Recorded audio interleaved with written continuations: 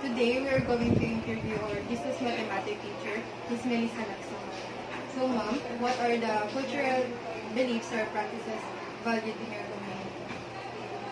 Every aspect of life in our community has certain cultural beliefs and practices. Now, we just discussed about courtship and marriage.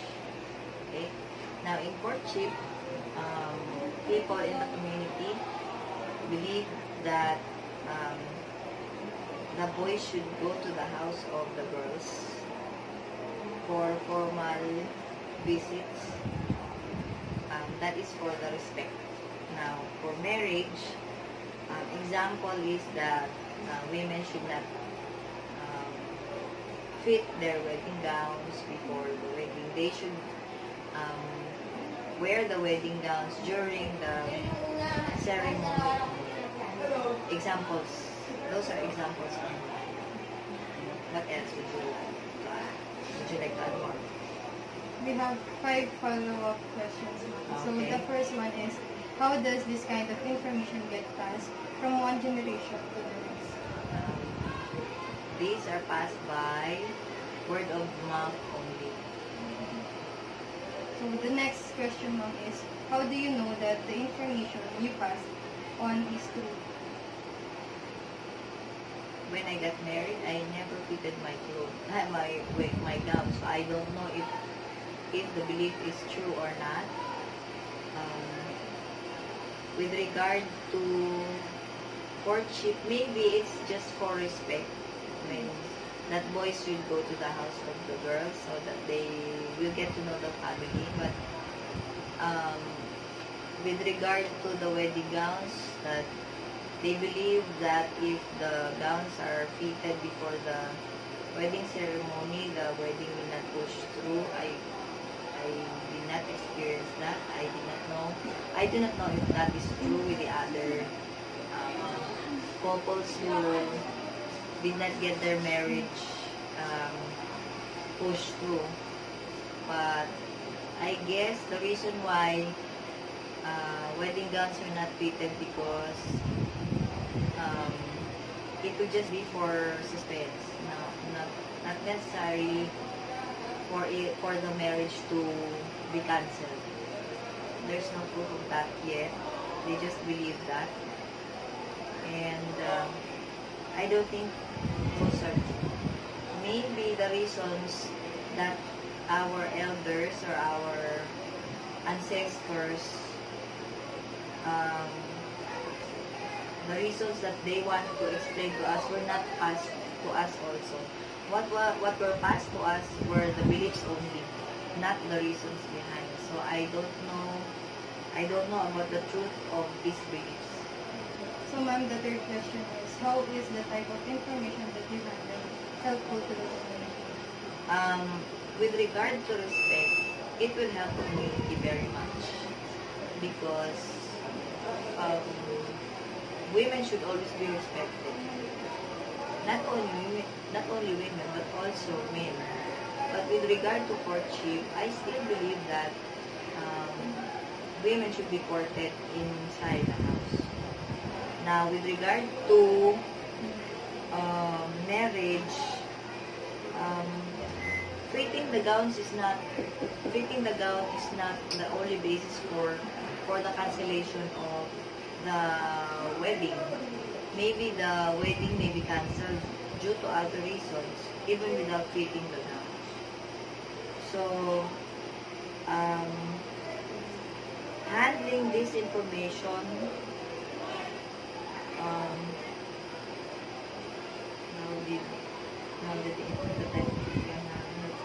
how will this be helpful? Maybe analyzing the story will give us support when we explain this to the younger generation.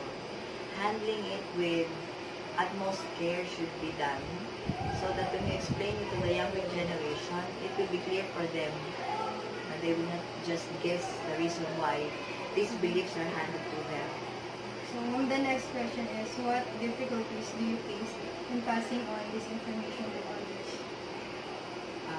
The difficulty is that we cannot prove these are true unless we experience them. Particularly to those non-believers. For example, in courtship, they don't believe in going to the house of the women.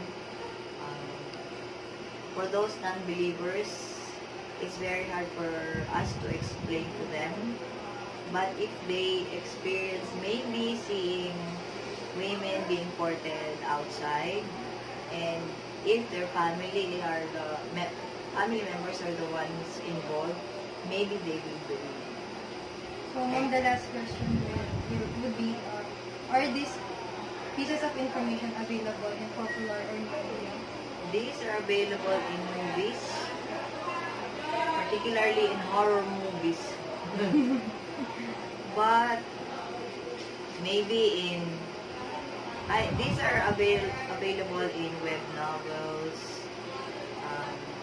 movies, mainstream movies, maybe indie films. These are also available, these cultural beliefs and practices.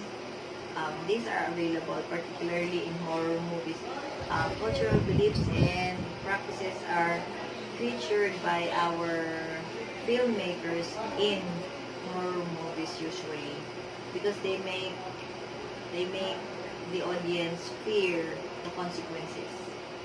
So, ma'am, that will be all. Thank you so much Thank po. you for trusting. Thank you po.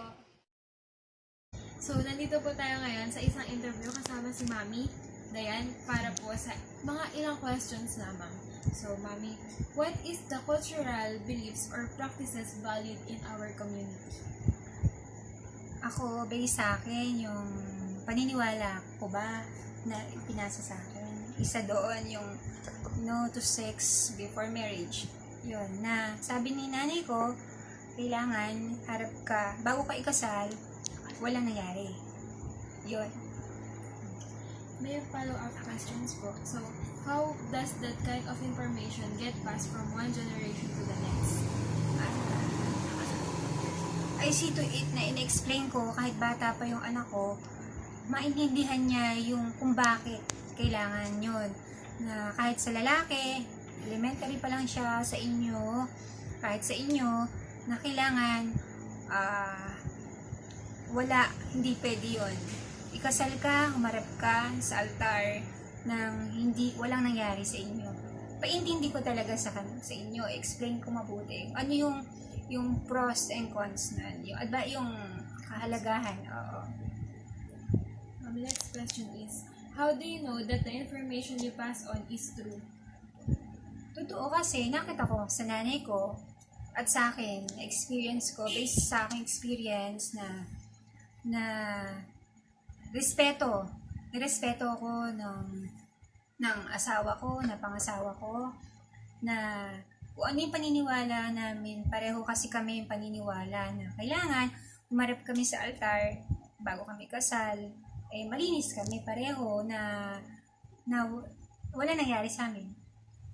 So, how is the type of information that you handle helpful to community? Makakatulong to sa community kasi dapat para maging aware sila sa pagkakaroon ng maagang pag-aasawa, pagbubuntis, yung teenage pregnancy ba yun? Yung gano'n, ayun. Na pag alam nila to, pag aware sila sa gano'n, sang-ayon sila sa paniniwala na yun na wag nag-usap sila, napag-usapan nila na wala, no to sex marriage talaga. Magiging maganda rin yung buhay nila. Diba? Kasi napaghandaan nila yun. Hindi biglaan. Okay, yun lang. So, your next question po is, what difficulties do you have or do you face in passing on the information to others? Hindi ko yung makalimutan. Sa friend kong kabaliktaran ng paniniwala ko, na sabi ko sa kanya, tinanong niya ako na yung paniniwala ko doon. Tapos sinabi ko sa kanya, opinion ko lang naman ako. Sabi niya, dapat malaman na kung dapat may mangyari na kasi para alam magbubuntis. Sabi niya, kung magbubuntis daw agad siya. Kasi kung hindi, testing daw sila ng testing. na ganon.